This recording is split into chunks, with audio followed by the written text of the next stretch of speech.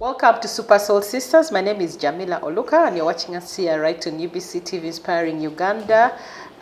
Today we have come to part 2 of our talk show, still with Dr.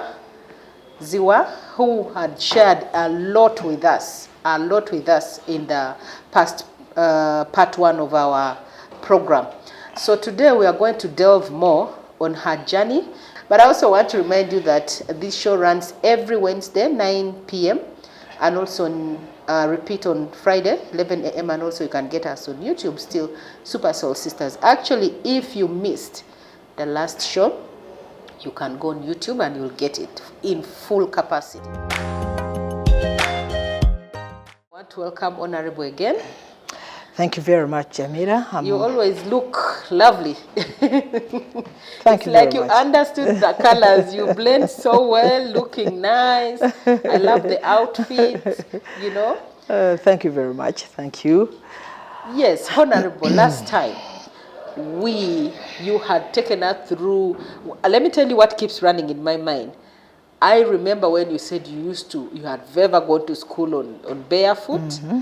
And you have also walked a distance. Mm-hmm. You used to go to the garden. When I look at you, I'm like, really? Mm-hmm. But, you know, life goes through different phases. Mm-hmm. And I believe that with all that background that you had, it is what has made you to be who you are today. True. So you had talked about politics, being a LC1, LC3, and then they used to select you voluntary and opposed to chair, to manage, to be a member, and then you also worked in the bank, so you understood also the language of money. Yeah, true. And then from there, I would like to know, where did you go to? Thank you very much. Good evening, viewers again. It's an honor for me to be hosted on this great program.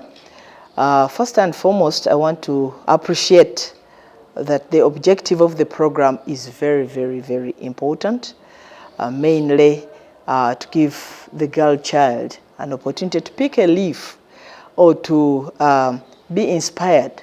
When I was opening, I mentioned that I'm a mother. I mentioned that I'm an educationist, I'm a politician, I'm a banker, and I'm an educationist of various levels. Becoming a politician, I don't want to say that I had prepared myself, but the circumstances at the time had to, I don't want to call it force you, but you had to choose very fast or very quickly. Like Socrates was once saying that if you people who are educated, if you don't want to go in politics, then the fools will, that's how it's actually put. Yeah, the idiots will go there, and you'll be led by the idiots. So I had to say, you know, here we were, the NRM government had just come to power. We had been in a lot of turmoil, a lot of challenges, a lot of problems, which many young people don't want us to talk about. They say, to hell with your lamentations. But that actually prompted me actually to join many of my friends to join politics. Like I mentioned last time, I was serving at the RC1 of Village A, Bukoto White Flats of Kamocha 1 Parish in Kampala Central. And I was able to go to RC3 at the time. I went to RC2, I went to RC3. And later on in 1989, 1991, I went to RC5. And where truly I was elected unopposed by very many distinguished personalities, I should say. They said, no, we are voting Margaret. When I was a General Secretary of RC5, I served with diligent, very distinguished men and women like Mr. Christopher Iga, who was a mayor at the time, although at that time we never used that title. It was a very, very powerful committee. At the time, the city was also not a very pleasant city. When I say pleasant, I mean it in terms of there was almost all the infrastructure was dilapidated. The roads were really down. Garbage was all over the place. And even business was not business per se, it was just a gamble. So we had to put in place new mechanisms. I remember, I recall very well, I was chairing the Committee on General Purpose. We had even to institute what we call the new trade order, which brought in what we call the reorganization of the different groups of people who do business in Kampala. That's when we mobilized, for instance, the shoe shiners. That's when we mobilized the saloon owners and saloon people in the saloon. That's when we organized those people who cook food. You know, food was cooked in very different format, different places. Sometimes it would really be glaring on the roadside.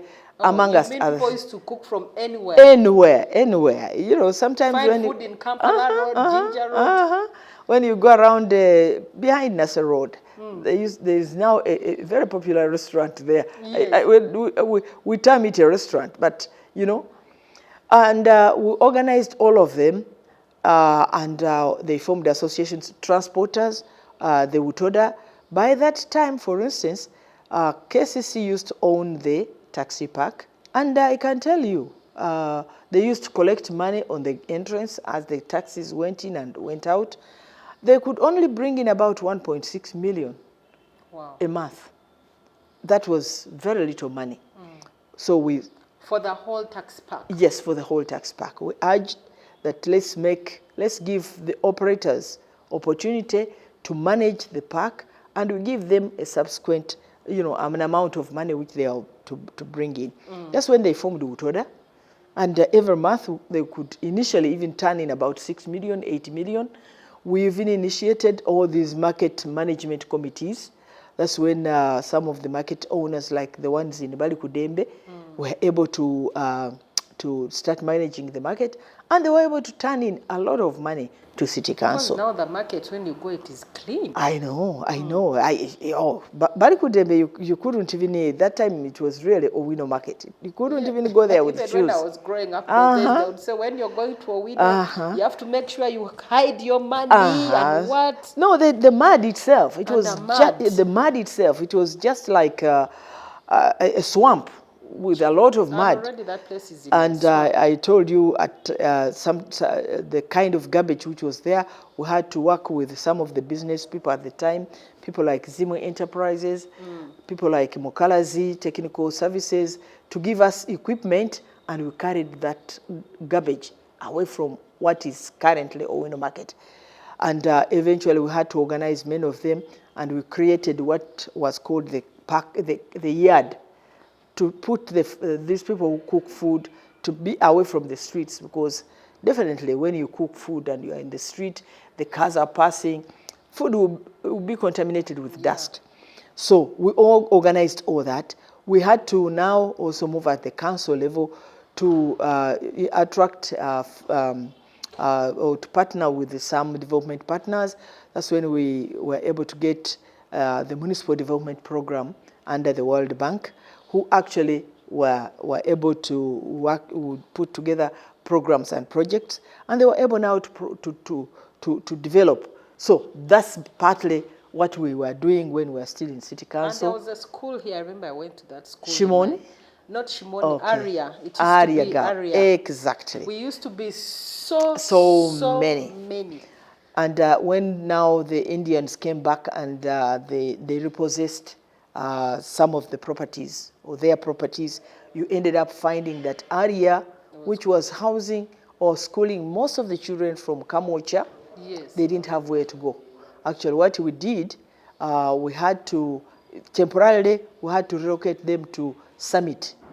Summit, there was a primary school, a school which should be for, initially actually it was, I think, a store for ammunitions. And then it was converted into a school. Because of the space. Exactly, space. And the children were going there. But of course it became difficult and risky. And the journey from Kamocha, if you can imagine, if somebody is in Green Valley, if somebody is in Chifumbira, and is walking all the way to the summit, for class. And So, what about Bat Valley? so that's when we got Kamocha Primary School. That's how we were able to go. I was able to go physically. Onyait was one of the councillors who were there at the LOC, Mr. Senoga, and were able to go and identify that place, and we go to negotiate into negotiations, and we were able to buy that place as Kampala City Council, and we constructed that school which you see there. Wow. Bat Valley was equally in the same state. All the schools were so full. Were so full. And that's the time government used to say, please let children go to school. Exactly. Wow. So these are some of the things we did, or I did, or I was able to be part of when I was in Kampala City Council. And people actually, assessed me or evaluated me as a very effective legislator, a very effective leader. And that's why when it came to, at the time, Constituent Assembly, every district was given an opportunity to bring in a woman member of parliament, a woman member to the Constituent Assembly. At the time, our woman member of parliament was Dr. Her Excellency Dr. Speciosa Wandira Kazibwe. And she mentioned that she would want to go to Chiguru, where she's born.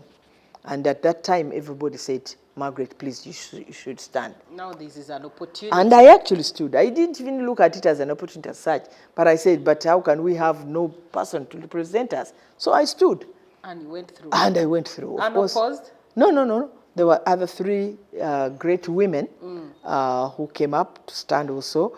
There was Mama Rebecca Mayengo and Mama Chikomeko. So I went to the Constituent Assembly. That was 1993. And we were there 1993 to 1995.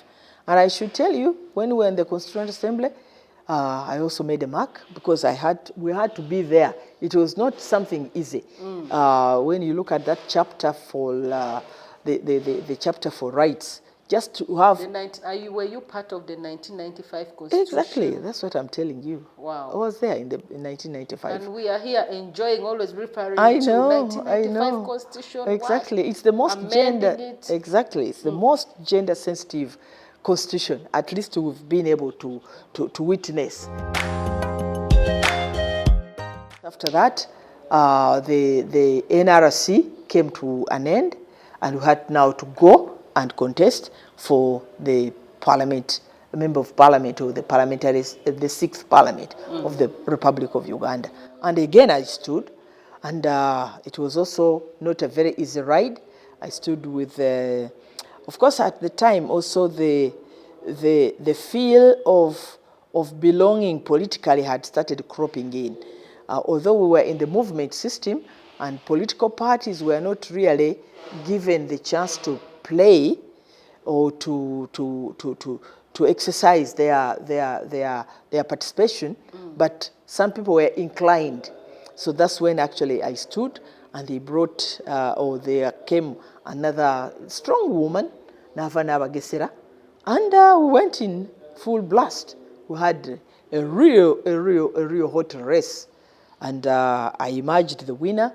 Although, of course, under circumstances, she went to court. For her, of course, she was claiming me as a lawyer. I am going to overturn these elections. And we were in court for almost 3.5 years, 4 years actually. But during that time, were you already serving? Because yes, a declared... Yes, I was declared, and I went in and I swore, I took oath, and I started. But of course, she went in and filed a petition, and we went into it. And it was a very rigorous petition, rather court case. Actually, I think during after the promulgation of the Constitution, it was the first election petition. In fact, many lawyers, and they always quote it, Zziwa, Zziwa case. So that is the famous, I'm the famous Zziwa in that respect. So went through it, and I won. In fact, initially they annulled the election. They said that the register was not standardized, meaning that because it was handwritten, that anybody could come in and add another person or whatever. So they annulled the election on that basis. But of course, it was only during my time that they ordered all the boxes to be brought to the court. And they counted. And they recounted them. Wow. I was getting 90, my colleague was getting 50, 30, and 20. everything was brought in the limelight, like I'm telling you, in a court. transparent. In a court. So after that, we went to the Court of Appeal and I won. After that, I went to Parliament because I had been there, but when they annulled it, then I had to vacate. But then I appealed. So when I appealed, I had to be out as I kept on fighting the appeal. But after I won it, then I went back to Parliament. Then after that, we went into the 7th Parliament. I again stood. I stood with other equally strong people. I don't even remember them now. And we went through it. I was elected to go back to Parliament. I was elected a parliamentary commissioner. Wow. I was one of the 3 parliamentary commissioners. I served with Honorable Ben Wacha. I served with Honorable the late John Kazora, and the Right Honorable Kadaga was the Deputy Speaker. We served under that's the time His Kadaga Excellency, was the Deputy His Speaker. Excellency Sekandi was the Speaker. We actually did a lot of work because we had now, it was during that time that we had to delink the Parliament. We had to have the Administration of Parliamentary Act, and we had to delink the parliamentary service from the President's office, so that now Parliament is a standalone institution. And again, we had to now also do the recruitment of all the members of staff of Parliament.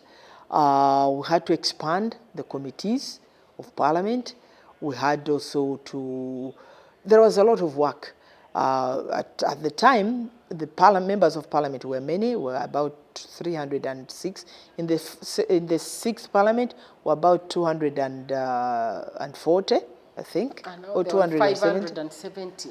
And then we moved in 7th Parliament, we were 300, I think, and 20. So at that time, we had now to think very strategically, because people could not fit in the chamber. People could not, we did not even have sufficient space where committees could sit, where individual members of Parliament would have offices to be, where they could host or be received by, to receive their constituents. So it was at that time that we agreed that we need a new chamber. Actually, we visited Ghana. I remember we visited Singapore. We visited South Africa. We're able now to get what would be adequate, or what would we call, or what model should we adopt. So we knowing that we are Yun Camel, we still needed to have a bigger chamber, which I would say a lower house. And I'm happy that the program kept going after His Excellency Sekandi, when he completed his term as Speaker. When Right Honorable Kadaga came in, she proceeded. And is this the building now? That is the building, you see. Wow. That's so the for building, us, we think, when people move around it, yes, because they started working on it in the 9th Parliament? Yes, it came.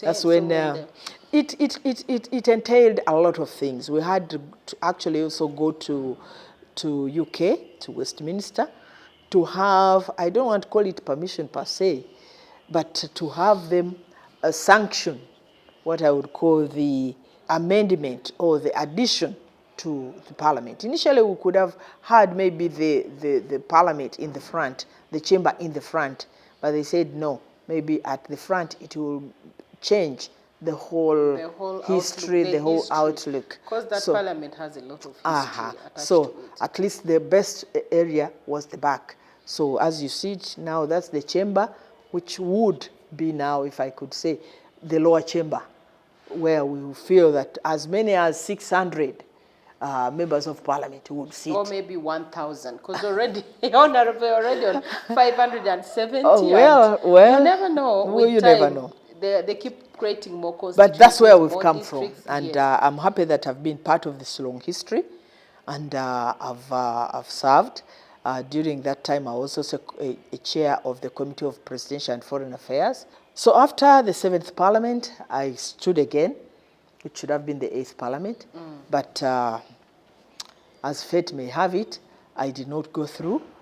I would consideringly say I didn't go through, but there was a lot of gymnastics and all that. So I stood as the NRM woman, on the NRM card, and the DP, I think it was DP, the DP at the time, they brought Nabira, Nagai Nabira.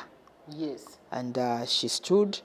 And of course, at the time, the team who brought her really, the Shea Sebagala, Yes, the former mayor, the late, and they brought her. And then we had a tussle. It was also a very, very tough tussle. And then, of course, as we went through it, she was declared the winner. And when she was declared the winner, of course, at the time, I could not even say maybe I've been cheated or that. I said no. So in that process of being, of course, you get dampened. You feel very damp-hearted. At that moment, that's when actually, at that time, when you rate the performance of members of parliament.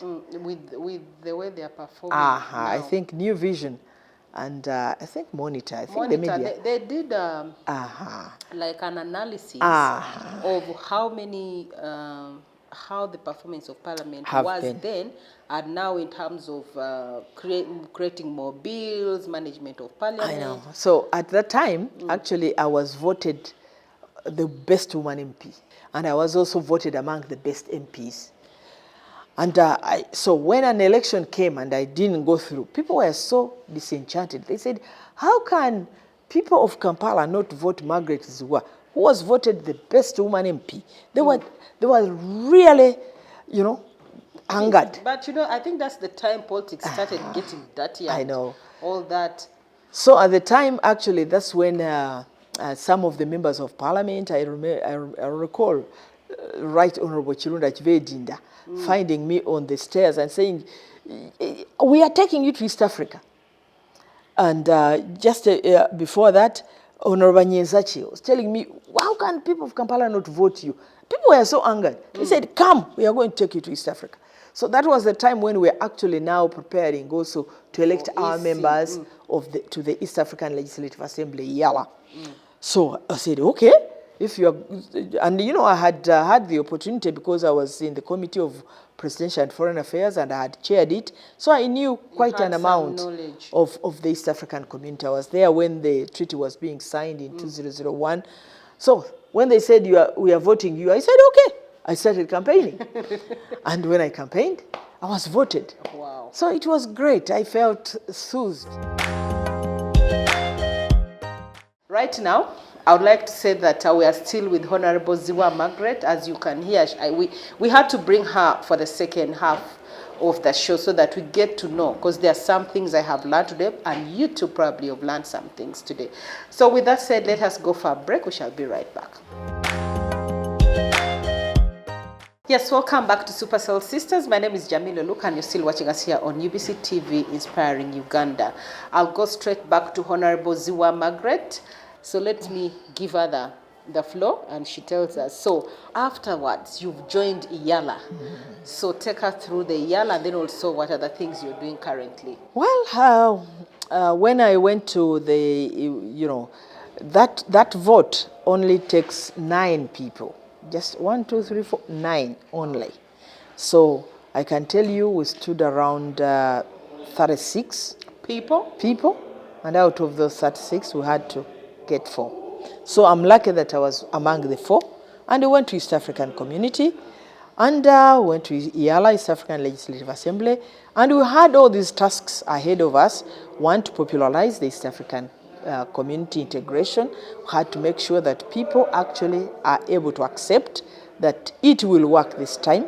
And I want to thank His Excellency President Yoweri Kaguta Museveni because he's so passionate about the East African community integration. And he has been at the forefront or the vanguard of making it actually work. We are one region. Yes. We may be different countries, but we are one. We are one when people. there is war, for instance, in Rwanda or war in Burundi, people will run to Uganda. Yes, Nobody even will in tell Kenya. them.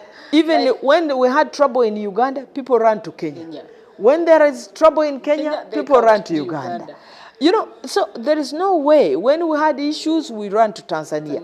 Yes. So he said it's important that we are able to have the East African Community framework to address all the issues of development, of security, of peace, of employment, you know, all that which stands within the East African Community integration concept. We traveled countries to go and meet stakeholders, the media, the students, the cultural leaders, the parliamentarians. We were all over the place, actually trying to make sure that they are able to understand it and also to see how organs or institutions relate. If, for instance, Uganda passes a law, how does that relate to the law within East Africa or within the East African Legislative Assembly? Or if we pass a law in the East African Legislative Assembly, how does it impact on the laws of Uganda? Of course, the treaty is very clear. It says that once a law is passed, to the extent that it contradicts the law in a partner state, the East African Community law will supersede. Every after 5 years, our democracy dictates that your office would cease, your holding that office will cease, and it gives you an opportunity to elect another person or to return you with a new mandate. So basically, after 4 years, after 5 years, we had to come back. The second assembly retired, got over, and then we had to come back to seek a re-election. Did you go back again? I did. I went back to the third assembly. It was very, very, very hectic, I can tell you, but I was able to go through. If we had a lot of time, that would be a whole chapter in the book. We had to traverse the whole country of Uganda in terms of relating with the members of parliament who are going to vote us. Who are going to, so I remember one time I was in Sebei. I went to Honorable Tete's function. And then I came back the following day. I had to go to Ntoroko. Yeah. That means you didn't even sleep. No, I didn't sleep. I reached around 3 in the morning and I just took a shower and I changed the busuti and I asked my driver also to take a quick shower and we ate food and we started. Around 7 o'clock, I was in Mubende. Around 8:30, I was in Fort Portal. And 10:45, I was in Ntoroko. And at 4 in the afternoon, I had to leave the function to drive back because the following day, that day, not the following, we had to do the nomination for the East African Legislative Assembly. So I had to drive back. And then, of course, you get these forms, you have to seek signatures, people to nominate you. So I had to drive to people's homes. Please, can you nominate me? Can you second me? And you had to get 20 signatures. So that's madness. You were able. But I was able to go through it. I was able to submit, and I was able to be listed among those to contest. And we went into an election. We had that election. It was also a very hectic election. I remember we finished it around 4 in the morning. And then I was declared. That uniquely, there were to be, you had to vote. Two votes had to be for women. And then the rest of the 4, you could select anyone you want. So I did not qualify for the 2 women, but I qualified for the 4. I got 101 vote, and the next 2 was number 7, got 100. It was God. Hold the breath, and wow. I'll tell you. So after that, we went back to Parliament, and Parliament had now to elect and endorse all of us. So they elected us, and we went to Arusha. When I reached Arusha, there were voices. You have to stand. If Uganda, you want to be speaker, you will stand. If you don't stand, we are giving speakership to Burundi. Then you stood and... I stood. I stood. I want to tell you that is also another chapter in a book. I had to go hustling, calling people, telephoning them. Please, I seek your vote. Kindly give me a vote. I'll serve you. and they voted me. It At was least also I remember you were so much on the media, actually monitor a new vision. Yes. Before this serious digitalization took place, I used to Yes. read a lot about you there. because definitely because you can imagine our partner states were all over the place. So the only way how they could be reached was only through the media. So it was hectic also. You know, for sure, I stood with my sister Dora, and we went into an election. It wasn't very easy because it had to go even 2 rounds. First round, I got 18. She got, I think, I got 27. She got 18. Then we went through the second round. Then I got 32, and she got 12. And that was... That's how I became Aren't the you speaker. blessed? I'm blessed. There was a lot of things we had to do at that time that went into very tough negotiations about the one single stop border post arrangement, because that one was key in terms of movement of people. People could spend 2 days or 3 days at the border Yeah. at the time. But today, 30 minutes is 30 too much. minutes. And you are the one still, I believe it's also during your tenure that you suggested the issue of East African passports. Exactly. And you did quite a Exactly. good job. Oh my God, it's such a relief. Exactly. Even now, you can imagine now you can just go to either any of the member states with just your, if you don't have a national ID, you can use your passport. If you don't have, you can use an LC letter. Exactly. I'm telling you, it was not very easy because at the time, Ugandans did not have an identity card. We didn't have an identity card. We had to advocate. LC, you had to go to the LC if you wanted, and they just stamp. Exactly. We had to negotiate, we had to lobby, we had to bargain, we had to meet the president. I remember at the time, I think the minister in charge was, minister in charge of security was the Honorable Nyakairima.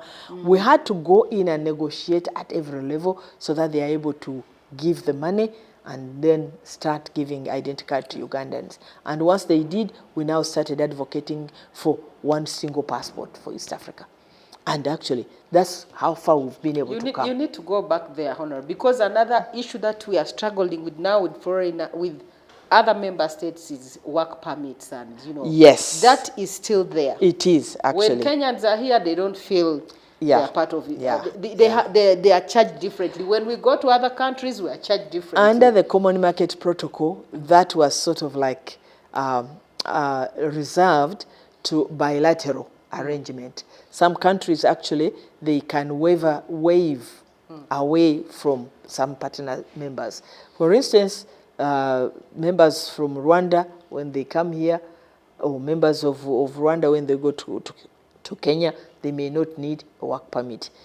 But maybe Ugandans, when they go to Tanzania, they need a work permit. Even though the Kenyans, when they come here, they need a work permit. We still have it. Yes. And at times, the work permit is very expensive. It is. It is very expensive. Initially in Tanzania, the Ugandans were being charged $2,500. That's a lot of money. Here also, I think it's around 1,500 something. It was a lot of money. So now, but what was done, they were able now to differentiate between East Africans and then others. So you find that the rates for East Africans is lower than for other countries. Now, after two terms, the treaty is very explicit. You serve a term of 5 years, renewable once. So when you left, now what after? It's like you first gave yourself a rest in politics when you came back from Yala. Not really. When I came back from Yala, I gave another turn to the locality where I stay. I stay in Nakawa West, and that's where I live. So, and actually at the time we had a great opportunity that all our prayers had been listened to, that the Minister of Presidency, Minister in charge of Kampala, Minister of Local Government, and the Electoral Commission agreed that they should subdivide Nakawa because of the population had grown. The current constituencies had been subdivided in 1996 towards when we were going into the Constituent Assembly. Nakawa and Kampala Central were below 140. So they remained as one constituency. But Kawempe, Rubaga, and Makindye were over. Some of them were 190, 170, 168. So for them, they were subdivided. They were given the quota was 140. Once you're above 140, they subdivide. But of course, for Nakawa, it was 128. For Kampala Central, it was 104. So 120. So they were never divided. But now, after the census of 2000 and of 20, or 20. Yes, 2014. The population had grown to about 180,000. So because of that, we started advocating that let Nakawa be subdivided. Because there are also attendant benefits. A school per constituency.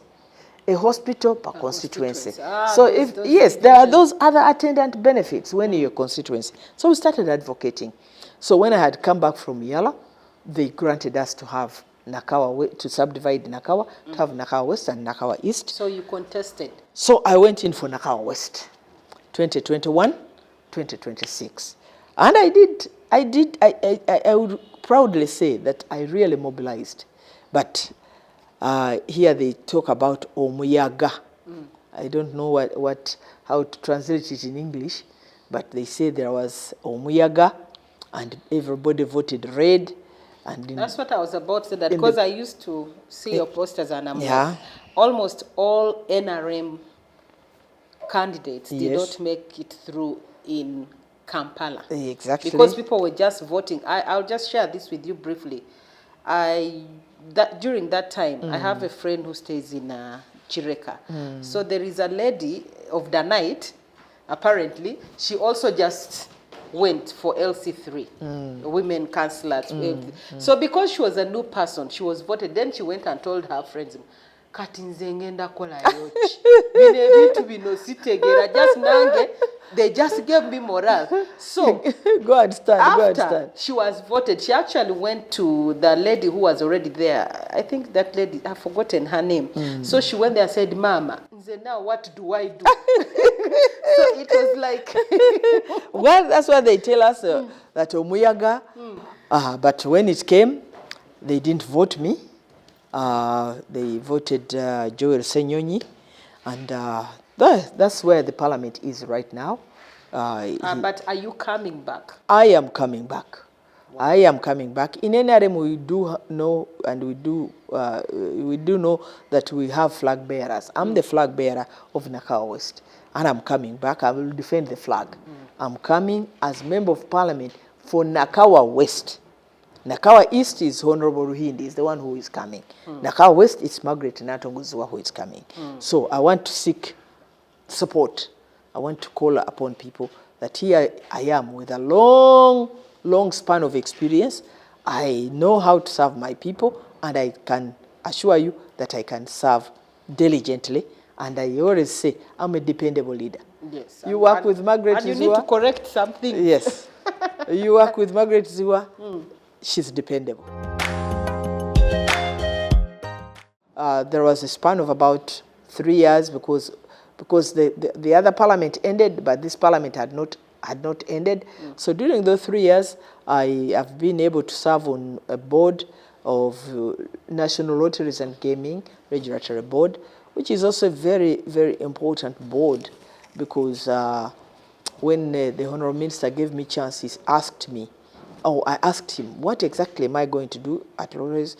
He said the biggest number of gaming houses are in Kampala. Yes. The biggest people who actually attend those gaming shops are your sons.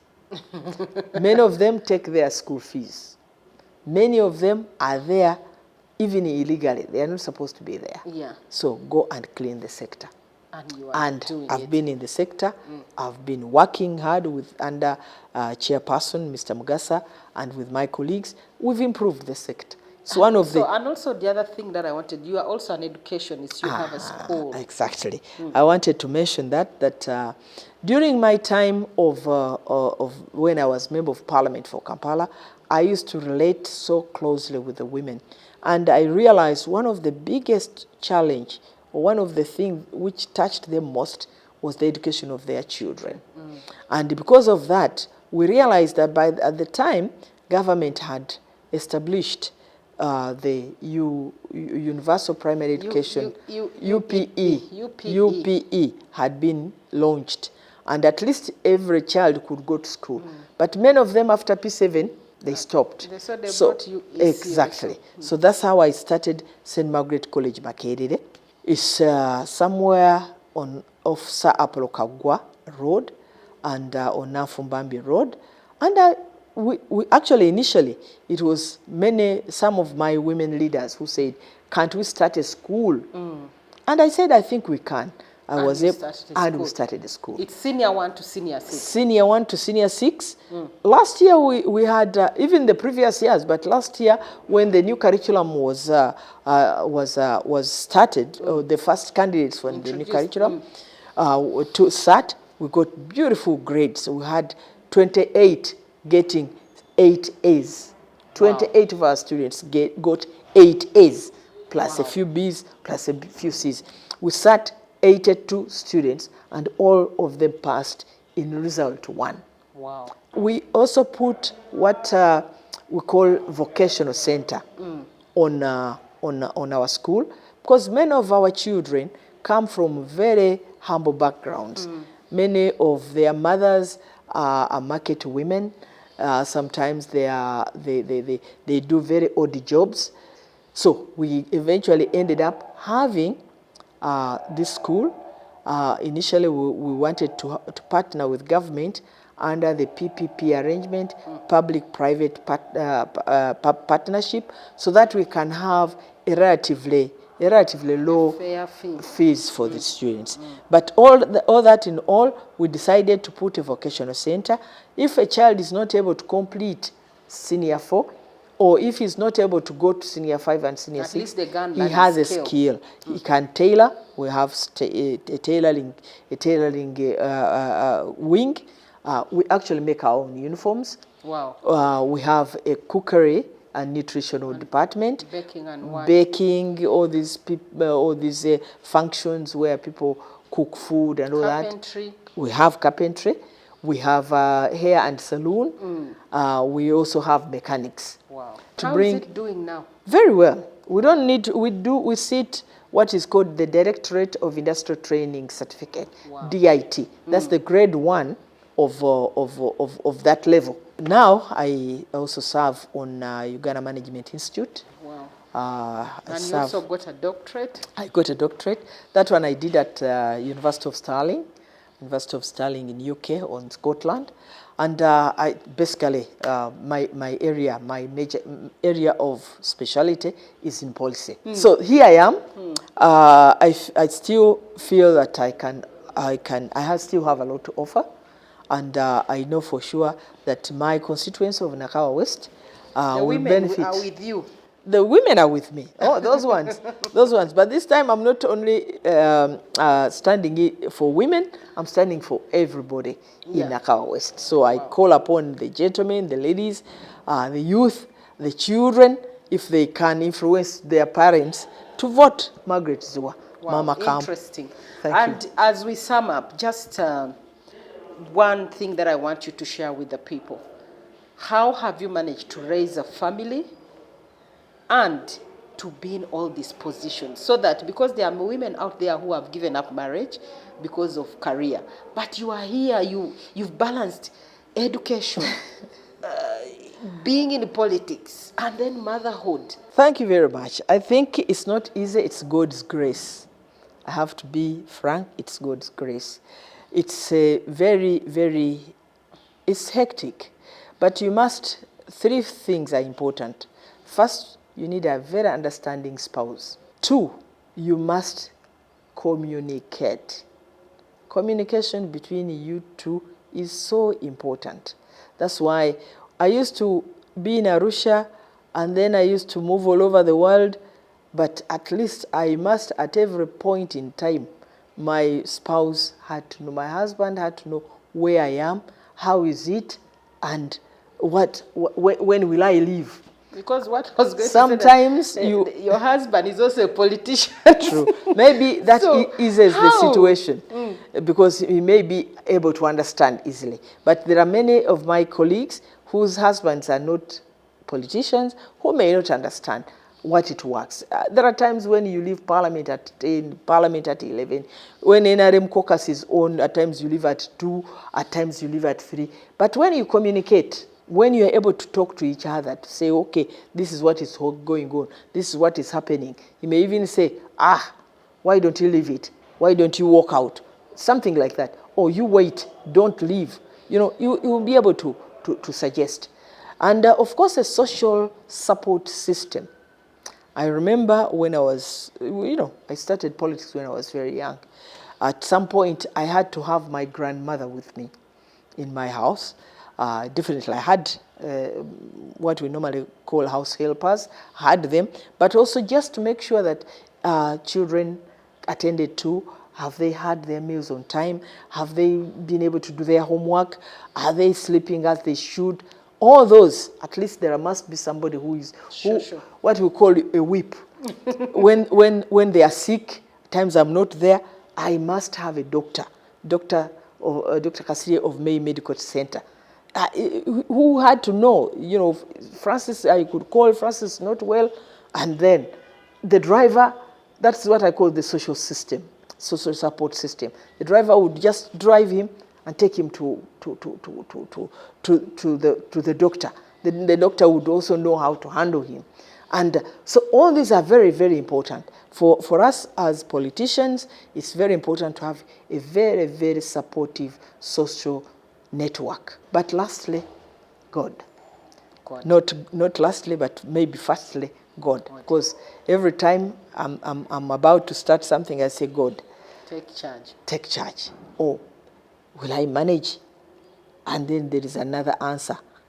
Take it, you'll manage. I'll be with you.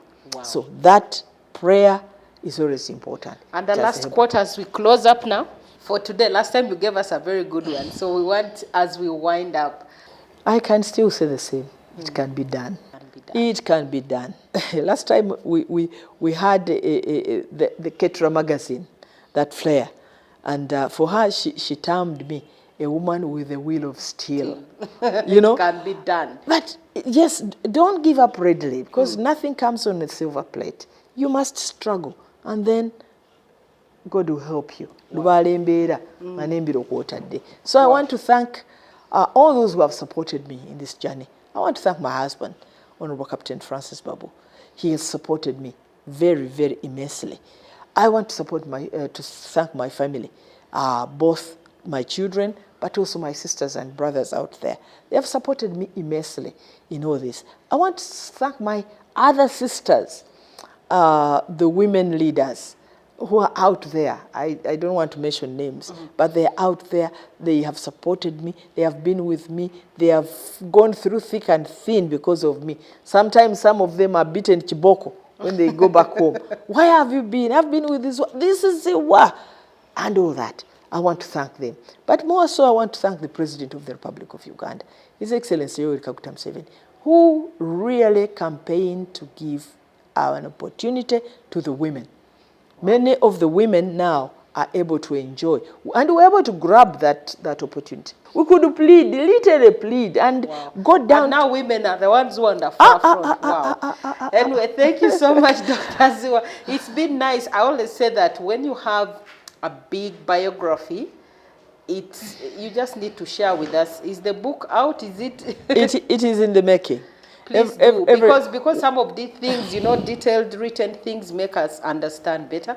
But I want to thank you again for giving us the time. Thank you. And I thank you once again for sharing your story, empowering the young girls, empowering even other people to be empowered, the young men, everyone who has watched this show. We want to thank you again for being with us.